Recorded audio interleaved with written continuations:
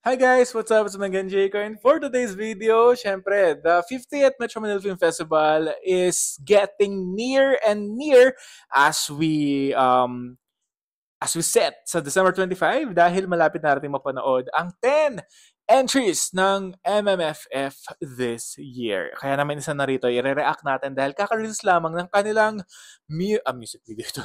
Full trailer. Ito ay Green Bones. This is under Jamie Pictures and Brightburn Entertainment. So yeah, siyempre starring Dennis Trillo and Ruru Madrid. Kaya tara, without further ado, react na tayo, panoorin na natin ang full trailer ng Green Bones. Kaya ito na guys, panoorin natin in 3, 2, 1. Ako, si Domingo Zamora. Okay. Wow, Dennis. Grabe. The court finds Domingo Zamora guilty of the murder of his sister Joanna Zamora Pineda. Oh my God. Kasama ang notorious convict na si Domingo Zamora sa mga presong inilipat sa San Fabian Prison. Grabe. Ang pinakamalaking prison island sa labas ng Metro Manila. Oh my God. Ang ganda ng visual. Here comes Ruru. Noon ko ba naririnig ang tungkol sa mga nangyari? May dahilan kung bakit May ibang effect din ng kanilang... Pipi siya. Hanggang malipat siya dito sa San Fabian. Malinis ang record ni Zamora. Oh my God. Handa na lahat ng sinasabi mo sakali. Alex. Hindi ko tumuo ko. Nagbabalak na ko siya tumakas. Totoo. Oh siya. Oh my God. Wendell Ramos. Alam ko na rin kung bakit galit na galit ka sa mga mamamatay tao. Grabe, no? Oh my God.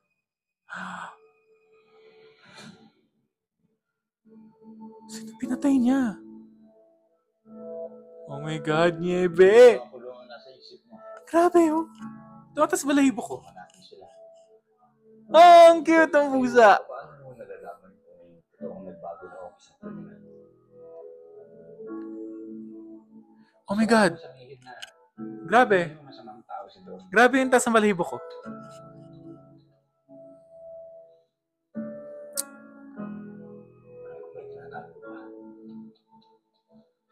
Grabe, curious ako sa character ni Dennis. Alam mo yun? Parang,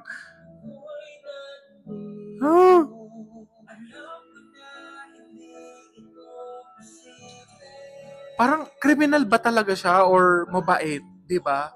Parang grabe. Very invested talaga sa role si Dennis, no? Kaya ang galing na. Kung anong klaseng tao ang lalabas sa kanilang dulo. Ang lalim. Oh my God! Mr. Ricky Lee and Zig Dulay! Oh my God. Alex! Oh, yung sa Royal Blood. Miss Isa! She's here! I love the song. I love the song. Pwede ba tubuan ng kabutihan ang taong nagkasala? Grabe. Grabe, Green Bones! Woo! Ano ba yan? Grabe. Huh? Wow! What can I say? 7 hours ago, they got 16,000 views na. And this is official trailer. Kasi kaka-media ko lang nila kanina. And wow. Very deep. Very deep yung movie. The full trailer says na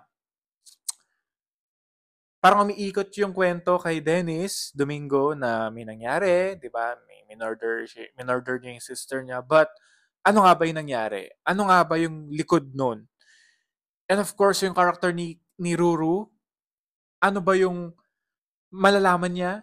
Ano ba yung saan tatakbo yung character niya sa kwento, sa story? And Alessandra, She's a great actress. She's a great actress. Makasama siya dito to support the two lead actors. Magandang script, of course. Isa Calzado as well. She made a comeback dito sa GMA Pictures. May pinitch sa kanya. Nag-yes siya. Even though supporting siya.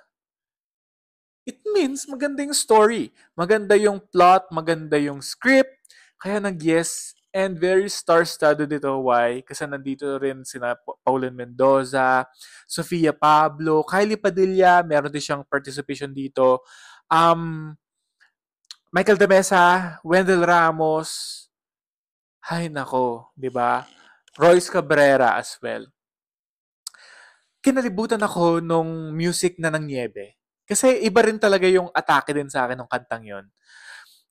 Bagay na bagay, super bagay talaga sa kwento at sa visuals na pinakita sa full trailer. What more dun sa mismong movie? Very invested talaga si Dennis sa mga roles na binibigay sa kanya. Parang he made it a point na best of the best talaga yung gagawin niya. Like sa Yuta, sa Pulang Araw, nakakainis din talaga siya doon. And of course, ito naman, iba na naman yung character na pinoportray niya. So, hindi ako, ang tawag doon, talagang, siguro kung manalo siya best actor, hindi talagang deserve. Ganon. Parang hindi siya questionable, ganon. Kung sakali mo manalo si Dennis for best actor, claim it. Kahit na maraming katunggali, malakas ang laban niya dito. Iba yung pinakita niya dito, very natural. Trailer pa lang to. Trailer pa lang to. Pero naiiyak na ako. Ano nga ba talaga yung papel niya dito? Ano nga ba talaga yung kwento niya? At susundan talaga natin dahil sa kanilang inilabas na trailer. So it's a drama na may action, I guess. Pero more on drama to. More on drama. And, wow. I can't wait to watch this sa December 25. Ay, nako. Kaya guys, hindi ko ma-explain yung feeling ko kasi parang ang lalim niya, ang sarap niyang kapitan, kung ano nga ba talaga yung papel niya dito, ano nga ba yung kwento, bakit Green Bones, at ano yung mangyayari sa dulo, di ba? So, yeah, masasagot natin lahat yan sa Pasko, di ba? Mapapanood na rin natin yan. December 25 na ito, mga kapuso. So, thanks for watching and mag-comment down kayo sa kung ano yung na-feel nyo sa experience na to, sa movie na to. Kaya, Green Bones, December 25.